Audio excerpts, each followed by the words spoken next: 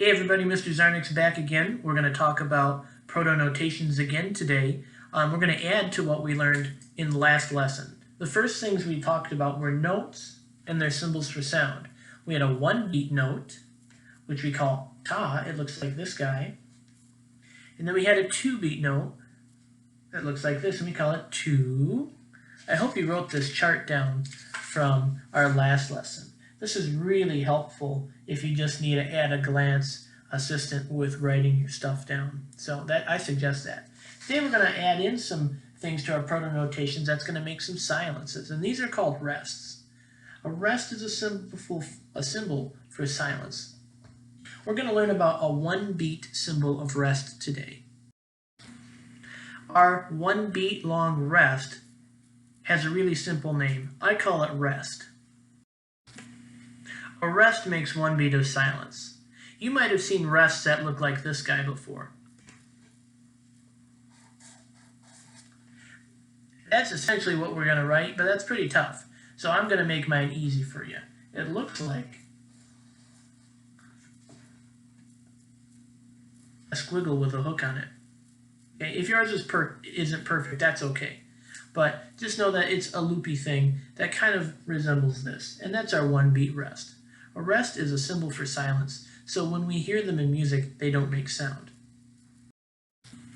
Let's put the rest into action first by using things we do know in protonotation, and those are notes. So let's go back to our four tas. Ta, ta, ta, ta. Can you say that with me? Ready? Here we go. Ta, ta, ta, ta. If we wanted to put a silence in there, we would have to take out one of these rests, one of these notes to make a rest. I'm going to choose this guy. And it's going to look like this. See what I did there? Here's our rest. So if I were to say that out loud, it would be ta, rest, ta, ta. Let's do that together. Got the beat with me? 1, 2, here we go. Ta, rest, ta, ta. Now, if we were playing this in music on instruments, a rest wouldn't make a sound. So if this made sounds, let's clap it. Ta. Let's clap the top one. Ta, ta, ta, ta. A rest would be a symbol for us not to clap. So if I were to clap this with a rest in it, it's going to sound like this. Ta, rest, ta, ta. Why don't you do that with me? Here we go. Ready, go. Ta, rest, ta, ta. What if we had more than one rest in an exercise like this guy? Oh, that's not written so great, but that's okay. I know it's a rest. It looks kind of similar. If I were to clap this rhythm, it's going to look like this. Ta, rest, rest, ta. Let's do that together. Ready and go. Ta, rest, rest, ta. A big thing that is important to do when we're clapping or patting rhythms in our class is for notes, we clap or pat and make a sound. For rest, we open our hands up so that our hands don't make a sound. So for this, ta, rest, rest, ta, I'm trying to be super aware of if my hands are clapping or not. On rest, your hands should not clap. They're making it a silent section. We can go on and on talking about notes and rest, but let's just practice a couple of them. I'm going to put a new rhythm on our board here, and we're going to pat through them together using just ta, tu, and our rest. Okay, here's our first one. This is an 8-beat rhythm. Our tas are each worth 1 beat. Our tu is worth 2 beats.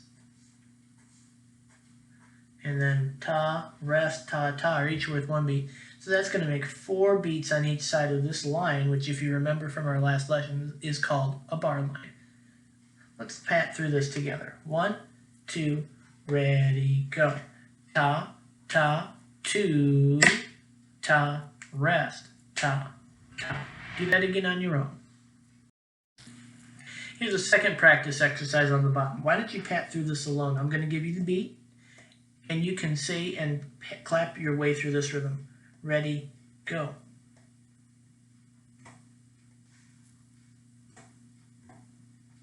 Now I'm going to do it with you. Here we go. 1, 2, ready, go.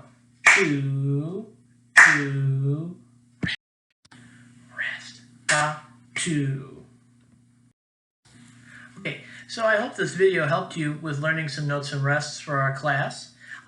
What you should be doing right now is just reviewing your rests definition, the name of it, how it's drawn, and how many beats it's worth, and maybe add that onto your protonotation symbols notes as well. So we have our notes, and let's add our rest right here. There it is. Not perfect, but that's okay. All right, in our next lesson, you're going to have to draw me some protonotation examples yourself so that I can see if you're understanding this. And we're going to have a Zoom meeting coming up soon too. So I look forward to seeing you all again. Thanks.